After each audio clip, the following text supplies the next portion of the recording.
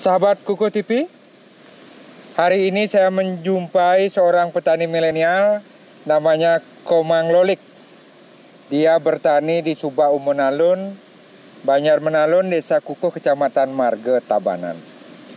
Saya amat tertarik mendatangi beli Komang Lolik ini karena dia petani muda, milenial, out of the box dibandingkan petani lainnya di Desa Kukuh.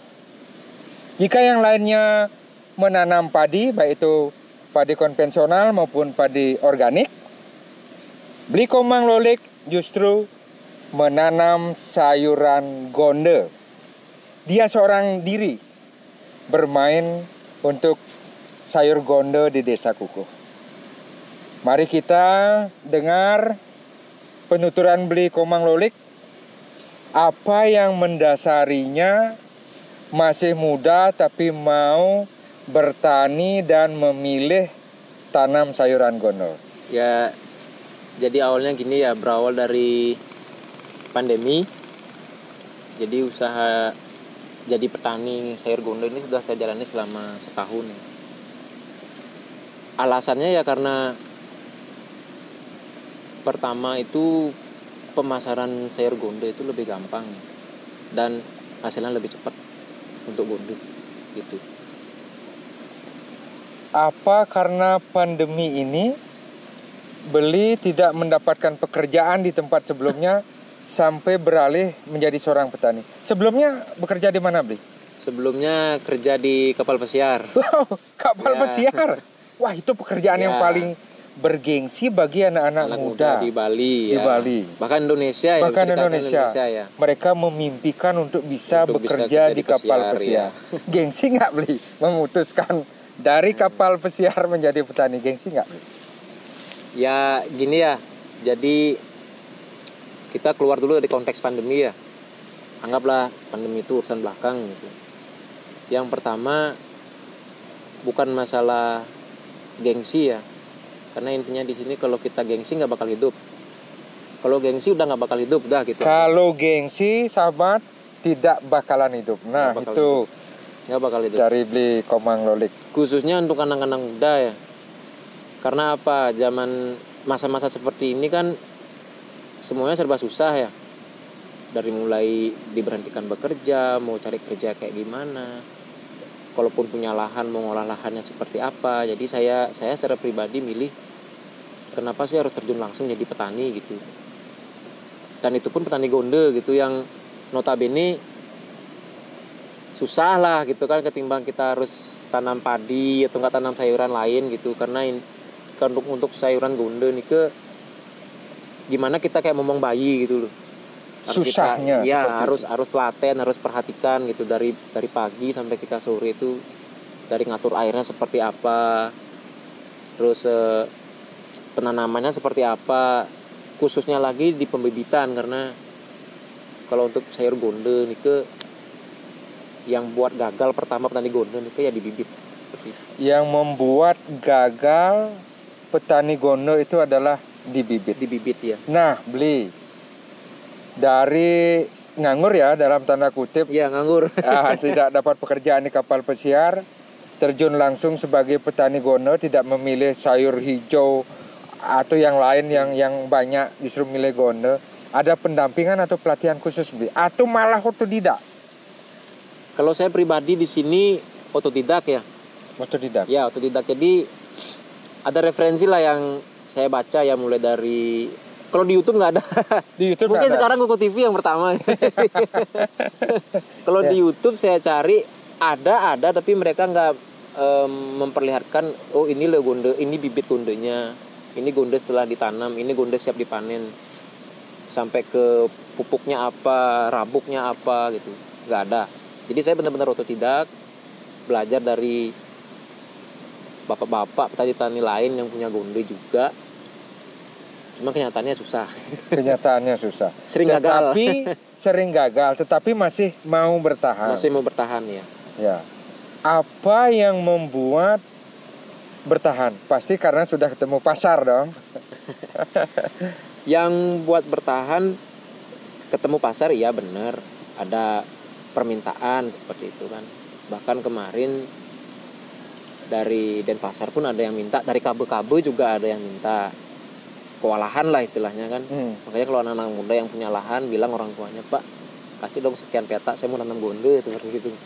Karena pertama ya pemasarannya lebih gampang, itu yang buat saya bertahan. Yang kedua yang buat saya bertahan, saya pengen tahu, ini kan sayur gonde ini kan trademarknya orang Tabanan ya. Istilahnya satu Tabanan tahu lah sayur apa nih, sayur gonde pasti tahu ya. Bahkan sampai Denpasar pun sekarang udah tahu sayur gonde. Saya pengen tahu kayak gimana sih penghasilan dari bertani gonde ini, bisa nggak ngidupin keluarga saya di masa yang seperti sekarang. Ternyata bisa. Ternyata bisa. Ya, untuk mencukupi kebutuhan keluarga di saat pandemi ya, gonde ini bisa. Setungkare bisa. Pengalaman apa saja yang beli Komang dapatkan selama 1 tahun kemarin? Serangan hama, bagaimana cara penanggulangannya? Seperti disampaikan tadi, ibarat kita ngomong bayi. Ya. Nah, ayo Bli, ceritakan Bli. Jadi pengalamannya setahun ya menjadi petani gonde, tepatnya itu setahun 4 bulan ya. Jadi saya tidak ada panggilan untuk ke pesiar. Saya putuskan ya udah, saya mau bertani gonde aja. Walaupun waktu itu orang tua juga sempat bilang susah ya kan, capek udah pasti capek. Kerja apapun pasti capek. Capek. Jadi pengalamannya itu saya sempat 3 bulan saya benar-benar gagal total. Mulai dari pembibitan. Dari pembibitan saya sudah gagal. Itu mungkin yang membuat kebanyakan petani gonde itu nyerah gitu kan. Karena memang di pembibitan itu yang susah untuk petani gonde pemula lah katakan. Belum tahu bagaimana ngatur volume airnya, kapan saatnya ngasih air, kapan saatnya dikeringkan, kapan saatnya dia harus dikasih sinar matahari, lokasi mana yang tepat untuk jadikan lahan bibit seperti itu kan. Banyak sekali faktor yang mempengaruhi sampai saya gagal. 3 bulan saya nggak punya penghasilan. 3 bulan gagal total. Rugi karena tidak punya penghasilan. Tetapi masih punya semangat. Coba lagi, pasti akan berhasil. Nah, gimana tuh semangatnya, Bli? Jadi gini ya, jujur aja dari momen pandemi ini yang buat saya semangat gitu loh. Semangat dalam arti mau sampai kapan kita harus tunggu yang namanya bantuan sosial kan gitu ya, agak nyerempet sedikit ya, kan gitu. Apa-apa, ya kan? Biar didengar oleh pemerintah. Ya kan, mau sampai kapan gitu ya kan, tangannya giniin, Pak bantuan sosialnya mana kan gitu ya. Kan lebih baik kita gini ya. Jadi saya di situ putuskan coba lagi gitu kan, sampai kebetulan sama keluarga juga sempat lari-larian karena hujan, bibitnya lupa diambil, semuanya hanyut gitu ya kan. Intinya bertahan itu ya karena semangat aja gitu ya. Semangat untuk membuktikan diri berhasil. Dan gonde ini mampu menopang perekonomian keluarga kan gitu. Iya. Di mana dapat bibit pertama kali Bli? Nah, untuk pembibitan itu kita bikin ya, walaupun ada yang jual ya di pasar-pasar seperti toko-toko pertanian jual, cuman itu klasifikasi gondenya beda gitu, nggak seperti yang gonde saya pribadi tanam gini, beda dia. Jadi untuk saya pribadi, untuk membuat bibitnya itu saya ambil dari buah pohon gondenya yang sudah tua. Itu nanti berbuah, pohonnya berbuah. Kita ambil buahnya yang sudah istilahnya wayah. Yang sudah tua. Itu kita ambil, kita kumpulkan jadi satu, kita jemur. Kalau cuaca mataharinya bagus, cuaca panasnya bagus, kurang lebih 1-2 minggu tuh yang istilahnya yang perfect lah katakan ya kan, untuk ditabur gitu. Itu nanti kita pisahkan dulu antara serbuk dari buahnya itu sama ampas-ampasnya kita pisahin. Jadi nanti serbuknya itu benar-benar kayak kopi gitu. Seperti serbuk kopi ya. Itu yang bagus untuk ditabur, untuk menjadikan bibit. Itu prosesnya 2 minggu. Ditabur di beberapa petak. Ya.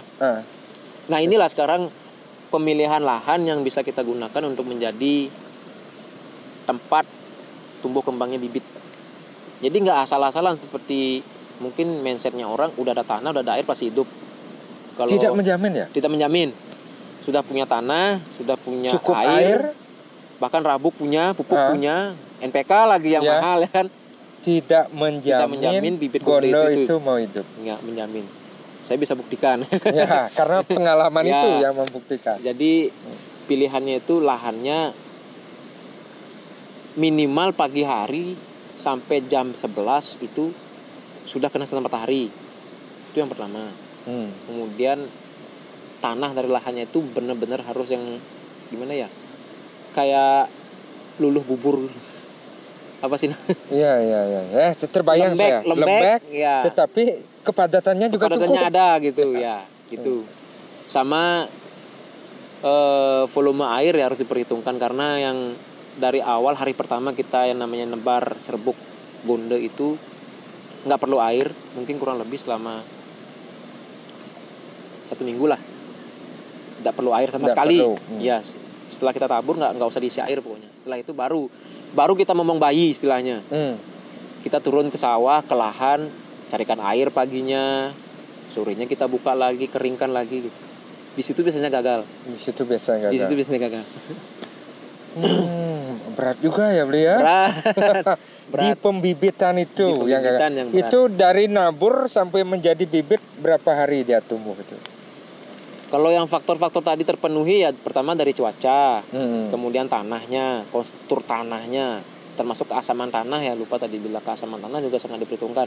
Keasaman tanah kalau kalau petani profesional dia pasti ukurnya pakai alat dong. Ya. Pakai tes apa gitu namanya untuk ngukur, oh tingkat keasamannya bagus nih gitu. Tapi kalau saya secara pribadi, karena dibilang petani modern tidak, dibilang tidak modern juga tidak gitu kan. Saya ngukurnya dengan ini apa namanya, warna tanah. Warna tanah.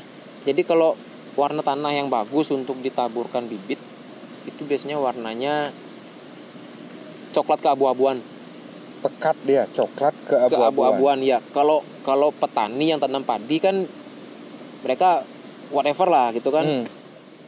Tanam ya tanam aja, sudah yang sudah ada tanah, sudah ada air kan gitu. Tapi kalau untuk bibit gonde itu kita harus bisa ngelihat tekstur tanahnya itu seperti apa sih gitu kan.